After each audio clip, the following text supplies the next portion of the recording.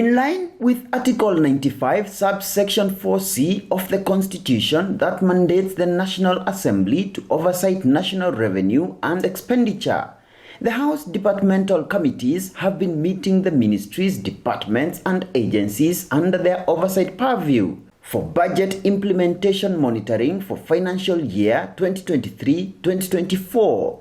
Thank you, Chair. And Thursday, September 26, 2024, was the turn of Principal Secretary in the State Department for Lands and Physical Planning, Honorable Nixon Korir, before the National Assembly Departmental Committee on Lands, chaired by North Mugirango MP, Honorable Joash Nyamoko. So on stamp premium, Chair, the target estimate for 23-24 was 69,356,532.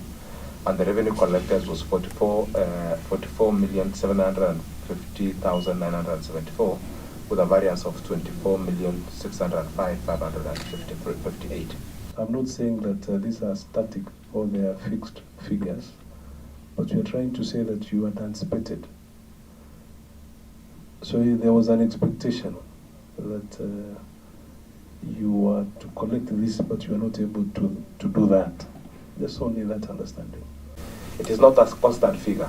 It is a figure that when there is maybe an activity, like last time there was a lot of activity in Narok Town, and there was a lot of programs that was generating many allotment letters that now attracted stamp premium. But you'll realize that this financial year, for example, that ended, we did not have a lot of activity in terms of new allocations.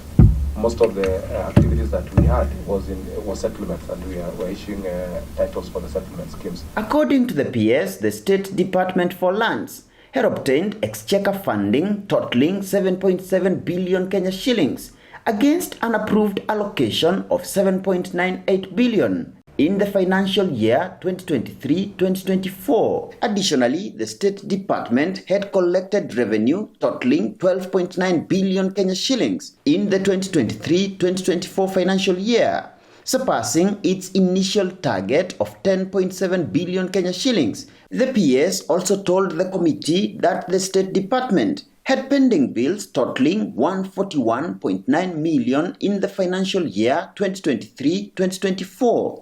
There were challenges in terms of finances and also in terms of undertaking the matters of land rent. It is enforcement, Chair. There is no proper legislation which we had captured in the law that was before Parliament on enforcing people to pay land rents. Just like the counties issues notices before end of the year to say if you have not paid your rates, then if you don't pay before this time, then you'll attract penalty.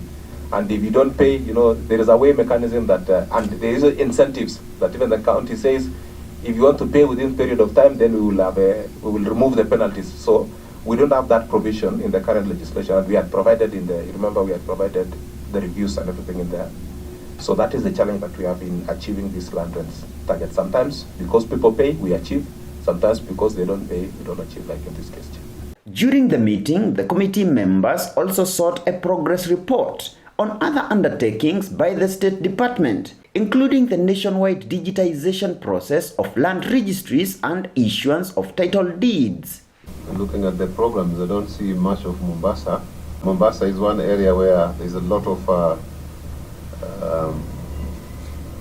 people stealing land left, right and center. And I think if we do the same as we did in Nairobi, it would actually have sorted us immensely. Our plan is to do the cities, and that's why we've scanned Mombasa Island and we've completed. After Nairobi, actually, you can say the next city that we are finalizing will be Mombasa.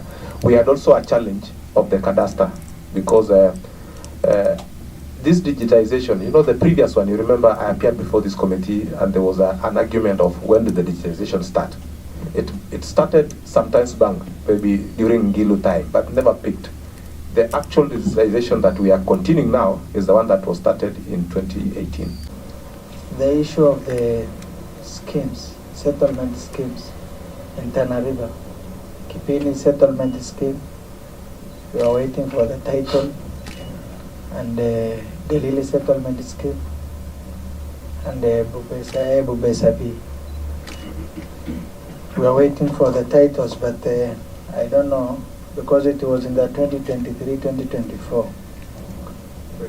And the absorption here is almost 100%, Chair. I don't know whether it has been captured.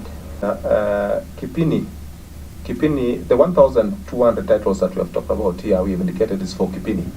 We have actually titles being printed at the titling center. So that program is completed and the titles are ready for Kipini.